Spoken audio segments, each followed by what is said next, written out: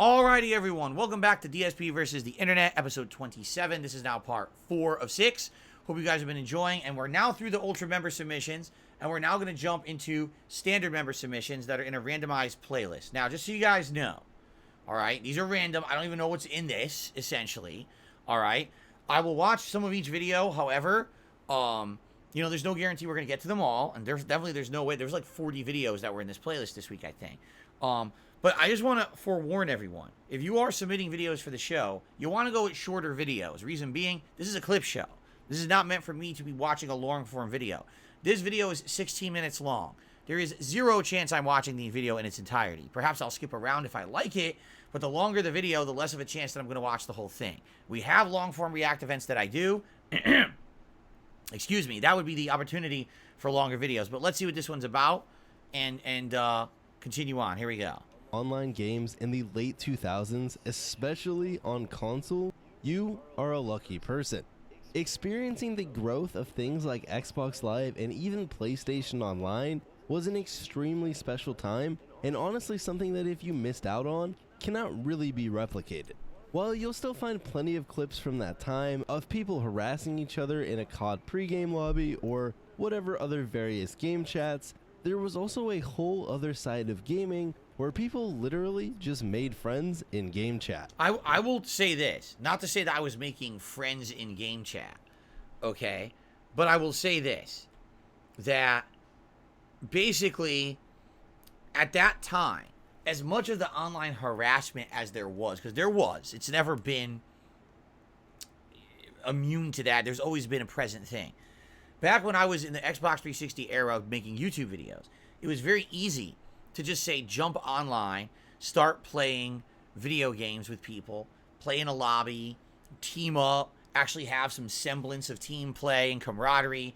The whole online, you know, era of the Xbox 360 just felt like a different place. Like today, you jump on here and you start watching and you're like, you'll try to play Call of Duty randomly. And everyone in the lobby is acting like an asshole. You try to turn on the voice chat. You don't even want to do that anymore. Like back then, I could have voice chat on. Back then, I could actually have voice chat on and enjoy myself. Today, I can't. Today, there's not a single online game I could turn on voice chat and not want to rip my eardrums out of my head. But back then, it was like normal people just trying to have fun or whatever, right? And it's like, you know, I don't know. It's just different. I feel like what's happened is as these games became more commercial and more widespread and more mainstream, they kind of got ruined, where you can't really have that online experience like you used to have back in the day. So I wonder, he's saying it's becoming more isolated. I will say this, back then it was like a lot of games were about online multiplayer, online communities and things like that. And today you don't really see that much anymore. Now it's like you team up with just your friends, right? If you know your friends, you team up with them, but outside of that, you're not jumping into an online community randomly. But back then you would do that. Headset, and it made online games feel, well, alive. Compare this to today, where between party Here you go, Battleduck says, back in the day, people tried to do team play. Today, everyone just tries to be the best on the team. You're right. You're absolutely right. Now people are just like, I got to have the highest kill-death ratio. I have to get that kill streak, 400 kill streak. Yeah, but your team lost because you're playing, you know, capture the flag. You never captured the flag once. You just sat there sniping like a jackass. Who cares what your kill-death ratio is? They don't care, right? That's Discords and people who don't even bother to plug in their mic. Online gaming has become a surprisingly lonely experience. For example, take any multiplayer game today. You can take a pick whatever your fancy is, launch it up and do a little test. Most likely you're going to end up with a ton of lobbies that have nobody talking in them, or at best maybe one or two other people. It was weird because again, in the Xbox 360 era, literally everyone talked. Everyone was talking constantly on mic, having conversations. Then remember what happened is after the 360 era ended and everyone shifted over to PS4, it all just went away. It's like no one talks, no one does anything. Everyone just isolated playing for themselves. Absolutely right. It's like the whole aspect of online gaming changed when people migrated from the Xbox 360 to the PS4. I don't know. Sure, there are exceptions to this, as some games have retained slightly more life in them than others, but for the most part, multiplayer gaming can almost be a single-player experience. Yeah, I agree with this modern guy, games. for sure. Sure, you are technically playing against real people, but without that level of social interaction, is it really much different than facing an advanced bot? Obviously there is someone on the other side of that death screen or kill cam, however at the end of the day, how much of a difference does that really make to you, the player? This gets even muddier, as some games will even fill up lobbies using bots disguised as real players. Now don't get me wrong, there are many things that have gotten better about multiplayer gaming in recent years, but this is purely talking about how it feels, as in many cases, online gaming has become a much more secluded experience. While online gaming had existed for many years prior, the rise of Xbox Live is when it felt like multiplayer gaming was really starting to hit the mainstream instead of being more geared toward that hardcore audience. Xbox Live was first made available on November 15th of 2002, but it was really when Halo 2 dropped in 2004 that seemed to take Xbox Live to that next level, and it only grew bigger and more powerful as the next generation of consoles would roll out. By this point, it was fairly easy to play multiplayer games on your Xbox. Just plug in an Ethernet cord or go buy one of those handy dandy Wi-Fi I had one of those adapters, at one point. purchase Xbox Live or use a free trial, and hop onto one of the many games that supported multiplayer, equipped with that free microphone that you had provided to you by Microsoft. Now let's be honest, that mic and just general voice chat quality was absolute cheeks back then. But the experience of having a full lobby of people yelling into their mic feels like an experience that almost never happens anymore. And you know what? As much as I will agree that the voice quality wasn't good, it was better than the initial voice quality on PS3, because PS3 had the Bluetooth, and Bluetooth sucked back then. It sounded terrible. It was constantly echoing, disconnecting. It sounded like you were sitting inside of a tin can, inside of a closet, inside of an echoing cave. It was like, what the fuck? I can't hear what you're saying. You know, it really was better. It was better on Xbox at that time. Now, over time, things changed and the technology advanced, and now Bluetooth is much better. But Xbox was not using that Bluetooth technology, and the voice, as shitty as it was still better. There you go. Dude, did I hit those notes? I feel like I hit those notes pretty well. Even things like proximity chat in the new Warzone seem to be getting used less and less as people realize it gives away your presence. Right. It wasn't uncommon during these times to make new online friends just by hopping into whatever your game of choice was at the time. You know, as your agent, I really appreciate you connecting with your fans on Xbox Live. Xbox Live Gold has a great community of gamers. That's how I met Dolores. Shut your pie hole, pretty boy. Let's dance. And to help you out with this came the fully fleshed out Xbox Live UI that included things like text and voice messages. And again, Xbox had that before PlayStation did. Xbox had this big, interesting community of messaging and voice chat and everything, and then PlayStation copied them and added all of that to PS3. It's like they were ahead of the curve when it came to the online stuff. They really were. Friends list that was only Nathan, no, we're only doing this as a one-time thing on Monday. Reacts will be on Sundays as usual moving forward. It was just a weird thing this week. Short couple clicks away. One factor that made these games feel so much more lively back then on console was that there was no Discord. By the way, I do have to say this. This is very misrepresentative of how it was, because Halo 3, as good of a game as it was, ran at 480p. I'm serious. It was like 480p, but widescreen 480. So it was a weird resolution that looked fuzzy as shit, so that they could actually have more frame rate. But even then, it was like 30 frames. It was not good. He's playing it in the Halo Collection, Master Chief Collection, that this makes it look so much better than it really was. The game looked like terrible. It was fun to play, though. Or party chat at the time. You had two choices. Use game chat or one-on-one private chat. So most people, especially if they were playing with more than one friend, would end up just hanging out in game chat and talking about the game or literally whatever else they were having conversations about. I have so many memories of just having those random conversations with people that I may have never talked to. Gears was one too. Again. Gears had a big But it was those random conversations that you would kind of stumble into that would turn into friends you would play with on a regular basis. While don't get me wrong, there was definitely some toxicity that went on in these game chats, for the most part it was just a bunch of people trying to play a game they enjoyed and maybe shoot the shit while playing. Today these experiences are so few and far between, because even if people happen to be using game chat, which is a rarity, it's usually restricted to just the game itself. Callouts for enemies, bitching you died, etc, etc. Microphone etiquette was also something that wasn't so common during those times, so you'd run into hilarious situations where someone would be getting yelled at in the background of a room, or maybe just having a conversation with their buddy. I mean, that was one of the most funny moments ever, was when I was playing some random online game. It was like some like Tom Clancy game. And a kid, his dad burst into the room and started yelling at him at the top of his lungs, like, "What are you doing, boy, in here?"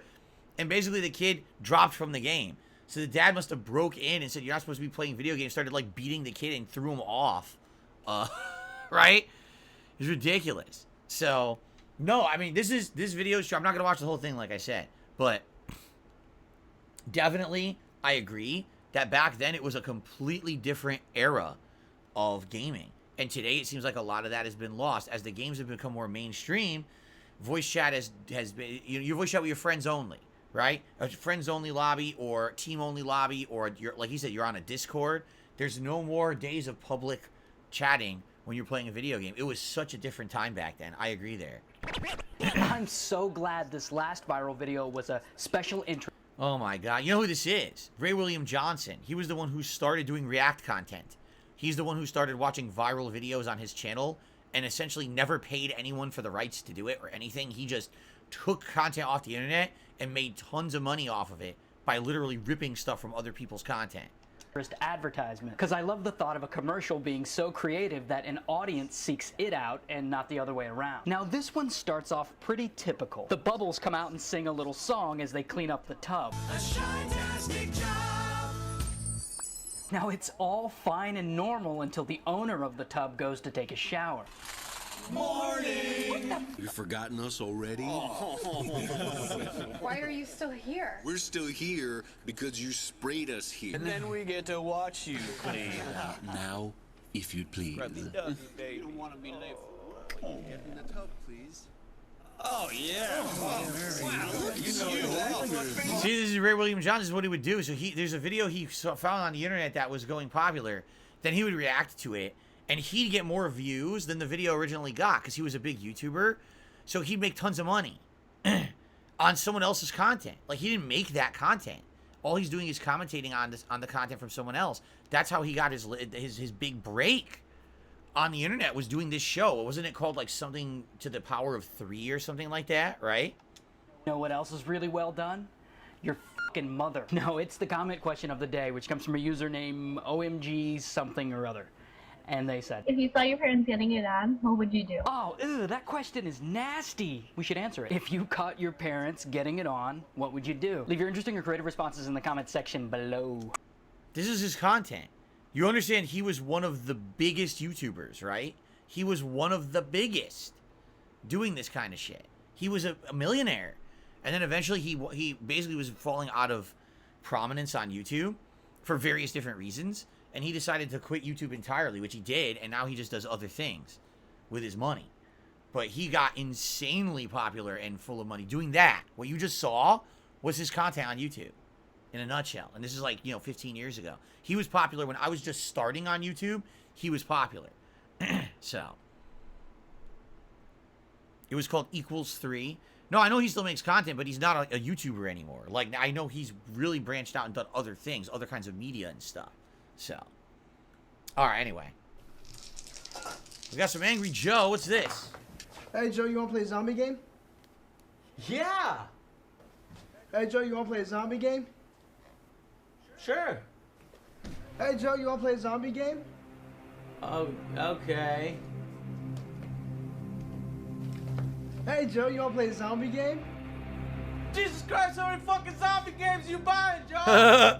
Hey, Joe, you want to play a zombie game? No, I don't want to fucking play another goddamn zombie game. Hey, Joe, you want to play a zombie game?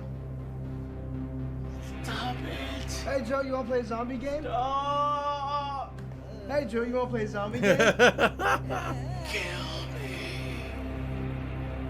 Joe, you want to play a motherfucking zombie game? Hey, that was not bad. I mean, it's a short skit. That one I actually like. Because remember I told you guys, in the 15 years I've been a YouTuber, I've seen these fads. And when I started on YouTube, the biggest fad was zombie-related video games because The Walking Dead was so big. So, because of that, there was a ridiculous amount of zombie games. Like an insane, over-the-top amount of fucking zombie video games. Left 4 Dead 1 and 2, all the Dead Risings, right? Dead Island, Dying Light. You keep going. There was Walking Dead games from Telltale. There were action-based Walking Dead games. There were, shit. I could probably name another 5. Then Nazi zombies began in Call of Duty. So there's 100 Nazi zombie spin-offs, right? It was just insane amounts of zombie games. But then the fad died, finally. But that's kind of interesting to me that you could do that over 15 years. I've been a YouTuber, and you could do each thing. First it was definitely zombie games. Then I would say it was more like the indie crafting games like Minecraft, right? Then it was I'm trying to remember what the middle fad was, because then it went to team-based looter shooters, and then just team-based co-op games, and then games as a service games, and then it went to Battle Royale, and then it continued, these fads. I can't remember what the middle one was. There was definitely a middle fad that I'm forgetting right now. Maybe it was the first-person shooter fad. I don't know. Probably it was. All right, this is interesting. How much money did I make as a WWE wrestler? Maven. I remember Maven. I wonder if he'll give his background. If not, I'll explain it, but let's see. Maven Huffman here, former WWE superstar. One of the questions I get asked all the time, Maven, how much did you make during your time in the WWE? Well, hey, that's a personal question, but I'm willing to answer. What I'm going to be sharing with you during this video is how wrestlers get paid. The difference in the top guys, the bottom guys, insanely and all us big guys discrepancy in between. Also, our expenses. Did the WWE pay for all those expenses?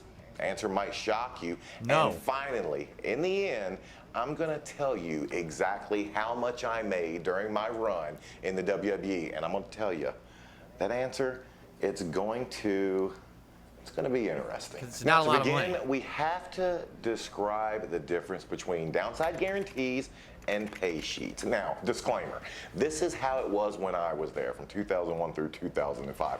I don't currently know how these guys get paid that are wrestling now. I can only explain how it was for me. To begin, downside guarantee. What does that mean? A downside guarantee is guaranteeing a wrestler how much they're going to make no matter if they're on the road or if they're at home injured. The first ever downside guarantee that I ever signed right after Tough Enough was for $50,000. What this stated was, no matter how many matches that I wrestled, whether it was 100 or if I got injured and had no matches for the entire year, I was guaranteed to make $50,000. Okay. Came out to about $1,000 a week. The whole year, no matter what, this is exactly how much I was going to make. No matter if I was injured, no matter what, I was going to make this for the year. Now, the other way to get paid in the WWE at the time was through pay sheets. Now, pay sheets was definitely the way to go, where the downside offered you security and you knew exactly how much you were getting paid. Pay sheets offered you a unlimited earning potential. Guys would make so much depending on two things: a percentage of the ticket sales, for every show, and you would get paid depending on your level in the card. So if you were in one of the first, 1, 2, or 3 matches of the evening, you're obviously going to get paid less. If you were in one of the top 3 matches, and definitely, if you were in the main event, you were going to get paid more. I might get paid $500 just for wrestling the match for a non-televised event when you're on pay sheet. So 4 shows, $500 each and every day, you can do the math. So when you're on pay sheets, depending on where you are in the card, depending on the attendance, the sold ticket sales for the week, you would make around $2,000 per week. Wow. Now that's on pay sheets. That's not bad. If you're on your downside, you'd make $1,000. Yeah. Obviously, you can see exactly why pay sheets were the more lucrative option and why most everyone decided to get paid this way. So you had to choose downside or pay sheet. That's very interesting. Okay.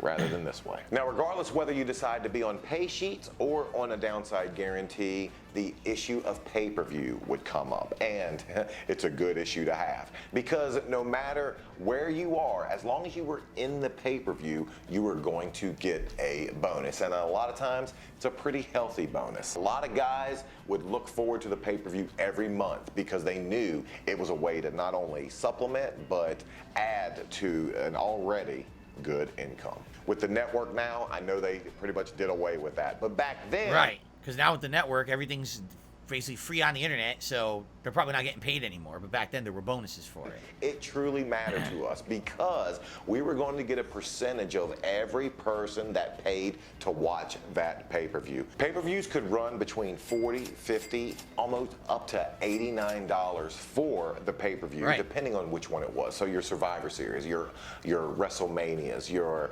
Unforgivens, your Backlashes. These would cost a lot of money, and we reap the benefits. We would get a percentage of each and every pay-per-view sold and put into each and every person's home. So an average run-of-the-mill pay-per-view might pay you as much as $6,000. Wow. For that one show. That's amazing.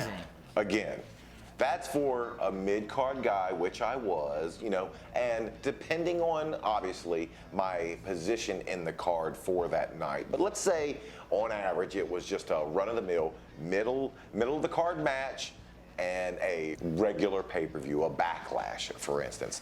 My pay for that might be around about $6,000. Now, what's great about this is you never knew exactly what it was going to be. You might have a great headlining match, or there might be a storyline that people are really into. So you know going into each and every pay-per-view, your earning potential could be through the roof. Now, the most I ever made on a pay-per-view, and forgive me, I forget exactly which one it was because I'm old, but the most I ever made was right there, 30 grand. Wow. One show, one night.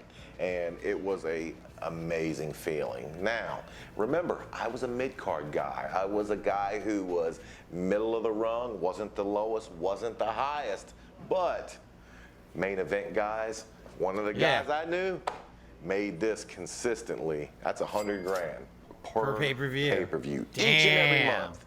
As long as he stayed healthy, he knew that was coming in. Obviously, I'm not disappointed with that. I was ecstatic with that. But you can see which stack pays better. So now that we know how a WWE superstar got paid, how much did I make in my best year? Well, not 100,000. Oh. Not 200,000. Wow, and he's a mid-card guy. Not 300,000. Wow. Not even 400,000. Wow. Right around 430,000. Now that was my best year on pay. Wow. For a mid-card guy, that's crazy good, right? You got to think about that. I mean, yeah, he was on TV a lot. He was on pay-per-views, but 400-something thousand for 1 year is a really good pay. I will never make that in my life, and I never had, and I never not even my best year on YouTube was nowhere near that. Okay, not even close. Sheets, and that was a year that I remained injury-free. That was a year that I was on all the house shows. I was on overseas trips. I was on pay-per-views. I had a good run. I had a good storyline going, and the writing staff really utilized me for the entire year. Now, the key to that is remaining injury-free. Right. Obviously, the moment you get injured, the moment you go back to your downside guarantee, you don't have the possibility of earning this much. So now that we see my best year, the year that I remained injury-free, the year that I was in all the storylines, the year that I was in pay-per-views, overseas trips, royalties, payments coming in, what was my worst year? Here we go.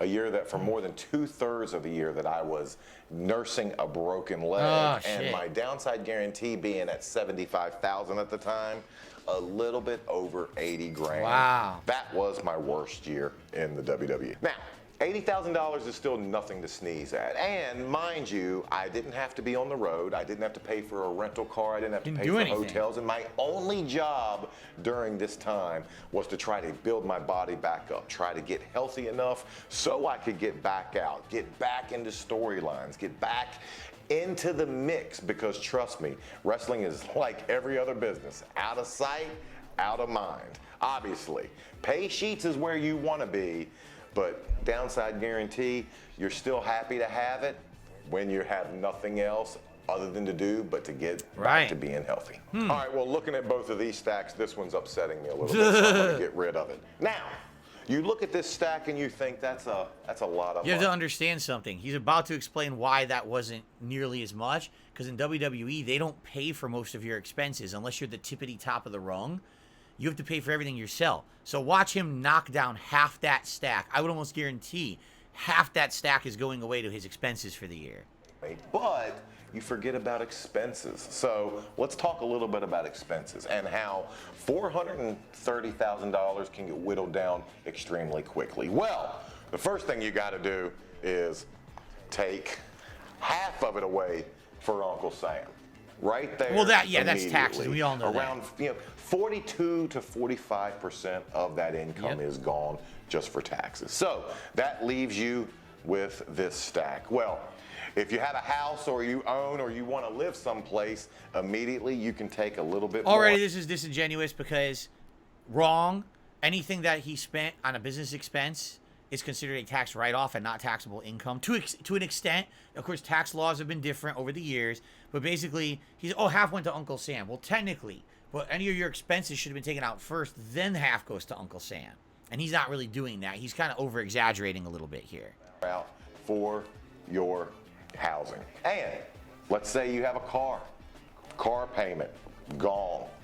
While we're on the road, everybody thinks the WWE pays for everything. They do not. We're paying our hotels, we're paying for food, we're paying for rental cars, and those expenses add up. If you have a good accountant, that'll help you and come back around when you do your taxes, but you got to think a little bit of expenses is going away as well, strictly for your on-the-road expenses. Now, other things, rainy day funds might come up, your hot water heater might go out, your dog might get sick, your car might blow a tire on the highway. You're always going to have something come up. At the end of it, you might be left, once you make that big pile of money, once you make your $430,000, you might have this. And this is before you even save for anything. This is before you buy yourself clothing. This is before you maybe put a kid through school. This is before you even go grocery shopping. So the money, as quickly as it comes in, it goes out just as fast. Now, even though it's been over 18 years since I have wrestled for the WWE, I still get 4 quarterly checks from them every year. Really? Now, how does that work? Royalties. Oh, that's interesting. Royalties are a great thing. Now, there's several ways that you can earn royalties as a former wrestler, obviously. And the one that paid us the most was DVD sales. Shortly behind that... Which doesn't exist anymore, which sucks because these modern wrestlers basically get like no residuals. Where back then they did, now you get like nothing, right? Was action figures and video game sales. The way these guys have it running today, the network killed our DVD sales. Right. So royalty checks have went down dramatically over the years, but it's still a good surprise every time that mailbox opens up and I see that check coming from my old employer. So the main royalty that we would get obviously was through DVD sales. And on average, I would say my royalties pre-network was around $5,000 every quarter. Now, every quarter? That's a pretty good check for being out of a company for years and years, over a decade. But today it's a little bit different. With everyone having access to the WWE Network anytime they want, and access to any pay-per-view, and they don't have to go out and buy the DVD like they used to. By the way, that was just a power fluctuation. You guys saw that, right? Thank God I have a battery backup. There was just a power fluctuation in my house. The power didn't go out, but it went pa-chuk-chuk. You saw that, right? That was weird. That's not good. If the power goes out today, that'd be very bad. It's hot today. That'd be very, very bad. Oh, it's happening again. What is going on with the power? That's twice now. This is very bad. I'm nervous. Maven, send me some money to fix this. I don't know what's going on. It just happened twice. Yeah, it's not good. The power's flickering in the house. I wonder what's causing it.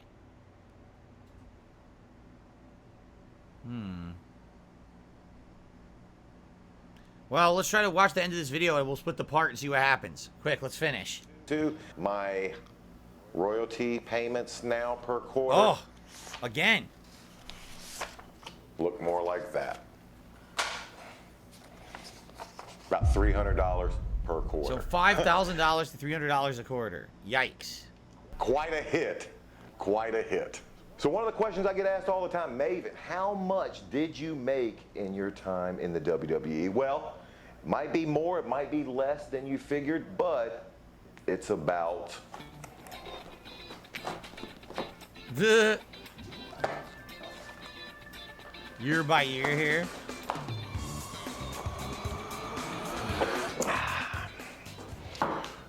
There we have it. About right around $800,000. Total. Obviously, you can see I saved every penny. Being able to see all 50 states, being able to go to 11 different countries, I would say I made out like a bandit. Now, I had the benefit of working with a lot of different superstars in my time in the WWE. Were they cool? Were they jerks? Find out. So he's making, this is cool, he's making all this kind of interesting content about his time in WWE, and he has no vested interest. He's not employed by them anymore. He can say whatever he wants. Neat. Might want to check out more videos from him in the future. All right, cool. Hopefully my power stays on, because we still have an hour left of DSP versus the internet. That was a good one, actually. I'd say that was one of the better videos we've watched in recent weeks. That was fascinating, right? All right, so thank you guys for watching. 2 parts left. Thanks for watching the first 4 parts for this week, and I will see you soon. Please remember, if you would like to become a part of the fun and the people to nominate these videos, please become a member today. Thanks for supporting. See you in the next part.